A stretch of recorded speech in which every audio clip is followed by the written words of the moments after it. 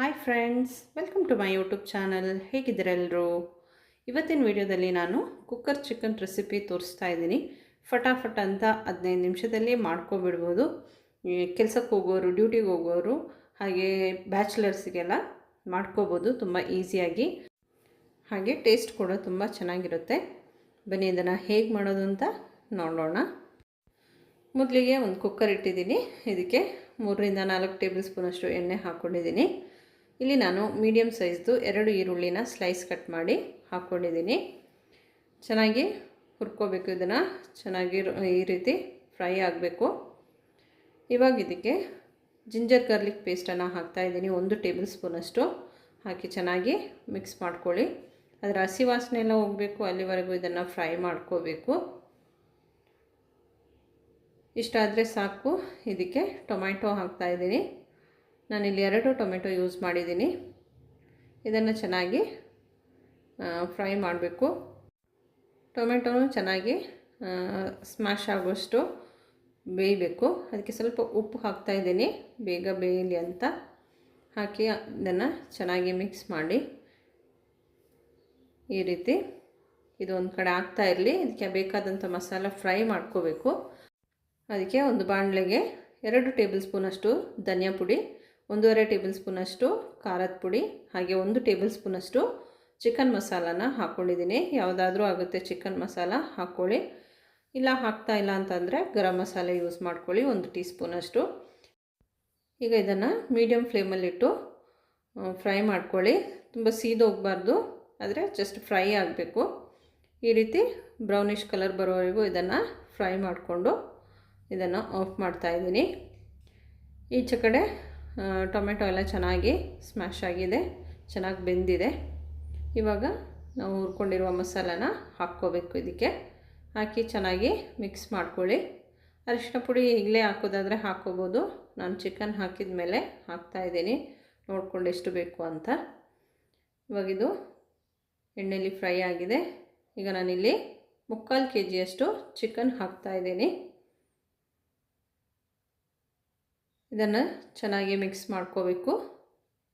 ಅದರ ಮಸಾಲೆ ಎಲ್ಲ ಇದರಲ್ಲಿ ಬ್ಲೆಂಡಾಗಿ ಬರಬೇಕು, ಅಲ್ಲಿವರೆಗೂ ಇದನ್ನು ಮಿಕ್ಸ್ ಮಾಡ್ಕೊಳ್ಳಿ.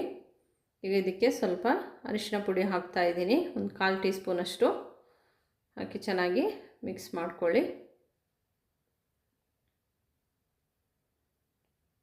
ಇದನ್ನು ಮಿಕ್ಸ್ ಮಾಡಿ ಇದೇ ರೀತಿ ಇದನ್ನು ಬೇಯಕ್ಕೆ ಬಿಡಬೇಕು. ಅದಕ್ಕೆ ಮೊದಲು ಇದಕ್ಕೆ ಸ್ವಲ್ಪ ಉಪ್ಪು ಹಾಕ್ತಾಯಿದ್ದೀನಿ. ಹಾಕಿ ಚೆನ್ನಾಗಿ ಮಿಕ್ಸ್ ಮಾಡ್ಕೊಳ್ಳಿ. ಚಿಕನ್ಗೆ ಬೇಕಾದಂಥ ಉಪ್ಪನ್ನು ಹಾಕಿ ರುಚಿಗೆ ತಕ್ಕಷ್ಟು. ನಾನು ಕಲ್ಲುಪ್ಪು ಯೂಸ್ ಮಾಡಿದ್ದೀನಿ, ನೀವು ಪುಡಿ ಉಪ್ಪು ಮಾಡೋದಾದರೆ ಅದನ್ನೇ ಮಾಡಿ.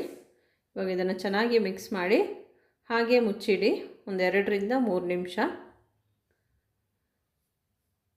ಈಗ 3 ನಿಮಿಷದ ನಂತರ ನಾನು ಇದನ್ನು ಓಪನ್ ಮಾಡ್ತಾಯಿದ್ದೀನಿ. ಈ ರೀತಿ ಚೆನ್ನಾಗಿ ಒಂದು ಸಲ ಮಿಕ್ಸ್ ಮಾಡ್ಕೊಳ್ಳಿ. ಇವಾಗ ಇದಕ್ಕೆ ಹಸಿಮೆಣಸು ಹಾಕ್ತಾಯಿದ್ದೀನಿ. 3 ಹಸಿಮೆಣಸನ್ನು ಮಧ್ಯದಲ್ಲಿ ಕೊಯ್ದು ಹಾಕ್ಕೊಂಡಿದ್ದೀನಿ. ನೀವು ಮೊದಲೇ ಹಾಕೋದಾದರೆ ಮೊದಲೇ ಹಾಕ್ಕೋಬೋದು, ಆದರೆ ಮತ್ತೆ ಹಾಕಿದರೆ ಅದರ ಫ್ಲೇವರ್ ಚೆನ್ನಾಗಿರುತ್ತೆ. ಇವಾಗ ನೀರು ಎಷ್ಟು ಬೇಕೋ ನೋಡಿ ಹಾಕ್ಕೋಬೇಕು. ಚಿಕನಲ್ಲೂ ನೀರು ಬಿಡುತ್ತೆ, ಅದಕ್ಕೆ ತುಂಬ ಏನು ಹಾಕೋಕ್ಕೆ ಹೋಗೋದು ಬೇಡ. ನೋಡಿ, ಒಂದು ಅರ್ಧ ಮುಕ್ಕಾಲು ಕಪ್ಪಷ್ಟು ನೀರು ಹಾಕ್ಕೊಂಡ್ರೆ ಸಾಕಾಗುತ್ತೆ. ಇವಾಗಲೇ ಇದಕ್ಕೆ ಉಪ್ಪು ಏನಾದರೂ ಬೇಕಂತ ನೋಡಿ ಆಮೇಲೆ ಇದನ್ನು ಮುಚ್ಚಿ ಜಸ್ಟ್ ಒಂದೇ ಒಂದು ವಿಷಲ್ ಮಾಡಿ.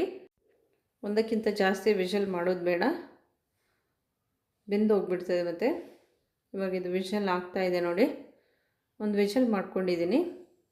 ಈಗ ಇದು ತಣ್ಣಗಾದ್ಮೇಲೆ ಇದನ್ನು ಓಪನ್ ಮಾಡ್ತಾಯಿದ್ದೀನಿ. ನೋಡಿ ಯಾವ ರೀತಿ ಬಂದಿದೆ ಅಂತ. ಹೀಗೆ ಸರ್ವ್ ಮಾಡೋದಾದರೆ ಮಾಡ್ಬೋದು. ನಾನು ಸ್ಟವ್ ಆನ್ ಮಾಡ್ಕೊಂಡಿದ್ದೀನಿ. ಇದಕ್ಕೆ ಸ್ವಲ್ಪ ಕೊತ್ತಂಬರಿ ಸೊಪ್ಪನ್ನು ಹಾಕ್ತಾಯಿದ್ದೀನಿ. ಕೊತ್ತಂಬರಿ ಸೊಪ್ಪು ಬೇಡ ಅನ್ನೋರು ಸ್ಕಿಪ್ ಮಾಡ್ಬೋದು. ಕರಿಬೇವಿನ ಸೊಪ್ಪು ಹಾಕ್ಕೋಬೋದು ಇದಕ್ಕೆ ಬೇಕಿದ್ದರೆ. ಚೆನ್ನಾಗಿ ಮಿಕ್ಸ್ ಮಾಡಿ ಒಂದು ಕುದಿ ಬಂದಮೇಲೆ ಇದನ್ನು ಆಫ್ ಮಾಡ್ಕೊಳ್ಳಿ. ಇವಾಗ ಚೆನ್ನಾಗಿ ಕುದ್ದಿದೆ ಇದು. ಇವತ್ತು ಇದನ್ನು ಆಫ್ ಮಾಡ್ತಾಯಿದ್ದೀನಿ. ಹಾಗೆ ಮುಚ್ಚಿಡಿ ಒಂದು ಅರ್ಧ ಗಂಟೆ ನಂತರ ನಾನು ಇದನ್ನು ಸರ್ವ್ ಮಾಡ್ತಾಯಿದ್ದೀನಿ. ನೋಡಿ ಕಲರ್ ಯಾವ ರೀತಿ ಇದೆ ಅಂತ. ಈ ರೀತಿ ಕಲರ್ ಬೇಕು ಅಂದರೆ ನಾವು ಫ್ರೈ ಮಾಡಿನೇ ಹಾಕ್ಕೋಬೇಕು. ಇಲ್ಲ ಅಷ್ಟೆಲ್ಲ ಟೈಮ್ ಇಲ್ಲ ಅಂದರೆ ಡೈರೆಕ್ಟಾಗಿ ಹಾಕ್ಕೋಬೋದು. ಕಲರ್ ಇಷ್ಟ ಇರೋಲ್ಲ, ಒಂದು ಯೆಲ್ಲೋಯಿಶ್ ಕಲರ್ ಇರುತ್ತೆ. ಇವತ್ತಿನ ವಿಡಿಯೋ ನಿಮಗೆ ಇಷ್ಟ ಆಗಿದೆ ಅಂತ ಅಂದ್ಕೊಳ್ತೀನಿ.